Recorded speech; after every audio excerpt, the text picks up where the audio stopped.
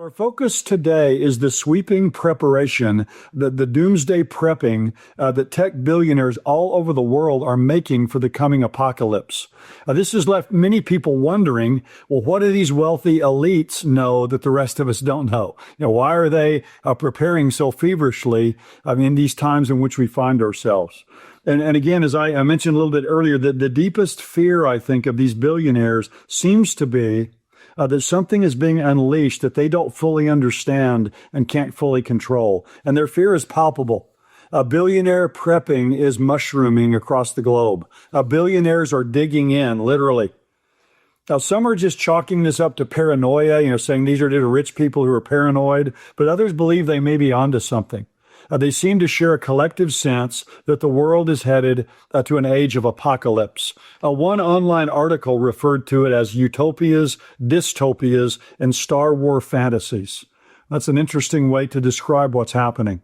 Let me just read from a few articles this week. The BBC headline, "Tech billionaires seem to be doom prepping. Should we all be worried?" Here's what it says in this article. Mark Zuckerberg is said to have started work on the Kualao Ranch, his sprawling 1,400-acre compound on the Hawaiian island of Kauai, as far back as 2014. So he's been working on this now for over a decade. It is set to include a shelter complete with its own energy and food supplies, though the carpenters and electricians working on the site were banned from talking about it by non-disclosure agreements, according to Wired magazine. A 6-foot wall blocked the project from view to a nearby road, so nobody could see what was going on there. Asked last year if he was creating a doomsday bunker, the Facebook founder gave a flat no. The underground space, spanning some 5,000 square feet, he explained, is just a little shelter. It's like a basement. But that hasn't stopped the speculation, this article says. Likewise, about his decision to buy 11 properties in the Crescent Park neighborhood of Palo Alto in California, apparently adding a 7,000 square foot underneath space below it, a ground space below it. Then there's speculation around other tech leaders, some of whom appear to have been busy buying up chunks of land with underground spaces ripe for conversion into multi-million-pound luxury bunkers. And what seems to be driving this, the deepest fear they have, is AI. But even the next phase of it that's called AGI, which is artificial general intelligence. And then there's another called artificial superintelligence, when machines are able to outthink, outplan, and perhaps outlive human beings. Ilya Sutskever is the chief scientist and co-founder of OpenAI. So obviously he's an authority on all of this. And an article says this about him. It says, by mid-2023, the San Francisco-based firm, talking about ChatGPT, or OpenAI, had released ChatGPT, the chatbot now used by hundreds of millions of people across the world, and they were working fast on updates. By that summer, Mr. Sutskever was becoming increasingly convinced that computer scientists were on the brink of developing artificial general intelligence, the point at which machines match human intelligence.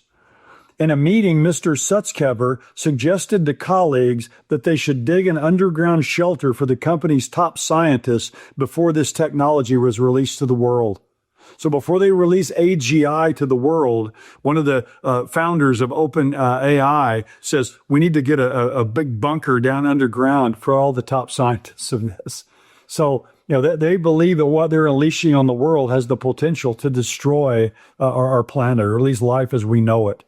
Now, several weeks ago, I mentioned Peter Thiel. Some of you may not have known who he was at the time. Founder of PayPal, has a defense company, or it's really a surveillance company called Palantir. But he's this billionaire, about the 100 most wealthy person in the world. And I mentioned several weeks ago on a video that Peter Thiel has been talking incessantly in recent days about the Antichrist and Armageddon. On 4 Mondays in September and October, he gave some closed session lectures out in San Francisco on the Antichrist. And really not much information is leaked out about what he said, but he just talks incessantly about the Antichrist. But Peter Thiel has bought huge chunks of land in New Zealand, and he's trying to build a massive bunker-like lodge there. Now, he's been turned down by the government, but he's still trying to do that. People are going either to New Zealand. Some of these other massively wealthy tech billionaires are going to Alaska. They're going to kind of faraway, remote places that are seen as fairly safe and stable to go build these underground bunkers where they think they can kind of ride out the apocalypse. Another publication called Fortune has a headline that says numerous billionaires preparing for end of society. The subtitle of the article says guns, gold, and bunkers galore.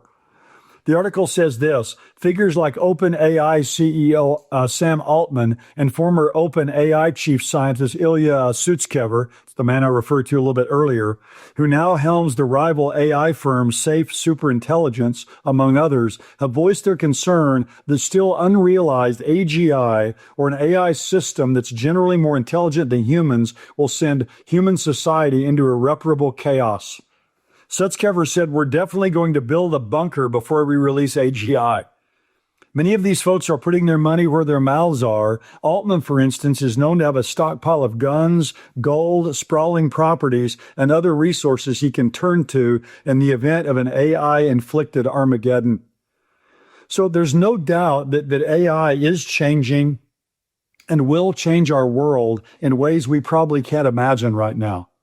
And even these tech billionaires who really understand this better than anyone else, they probably have a greater fear of it than anyone. Because while they, I don't think, even fully understand its capability, they understand it far more than most of the rest of us do. And these tech billionaires know that some dramatic change is coming, and they're afraid of it, and they're preparing for doomsday. So what do we make of all this, though, for ourselves? Well, we can be sure, one thing we can be sure of is the coming Antichrist will employ every form of AI to usher in his own AI apocalypse. AI, AGI, artificial general intelligence, ASI, artificial superintelligence. He's going to leverage all of that and maximize that to control the world. And really, this tool could be the very tool that's used by him to bring that about, something we could have never, ever imagined even just a few years ago. And you ask, well, what about all this prepping that's going on? What should we be doing? I mean, if these tech billionaires are doing this, should we be doing the same? Well, here's my opinion, and again, this is not from the Bible, so I'll just give you my own thoughts about this. There's nothing wrong, and I in fact think it's probably wise to make some common sense preparations for natural disasters or disruptions in supply chains or some other unforeseen problems that temporarily disrupt commerce. So I think that's a wise thing to do and a fine thing to do and probably something that we should do. But giving in to fear of the future and doomsday prepping, I think, to the extent these people go to, is not our calling as Christians. We have to remember we're waiting for Christ, not the Antichrist. We're waiting for Jesus. He's our blessed hope. And our lives are filled with hope for the future, not horror for the future. The rapture is the next event on God's prophetic calendar. We've not been given a spirit of fear, but we have been given as believers a surge of faith. We're to live in faith. We're to live in expectation. We're to live in anticipation of the coming of Jesus Christ. Again, that doesn't mean that we put our head in the ground, our head in the sand, and don't see what's happening in the world around us. But our ultimate hope is that Jesus is coming, and we believe it may be very soon. And we prepare for that every day, not by building bunkers, but by building believers, by sharing the good news of the gospel with other people around us, by building up our own spiritual lives and by building up the spiritual lives of others. The biblical word for that is edification. We edify and build up ourselves in God's word and prayer and fellowship with God's people.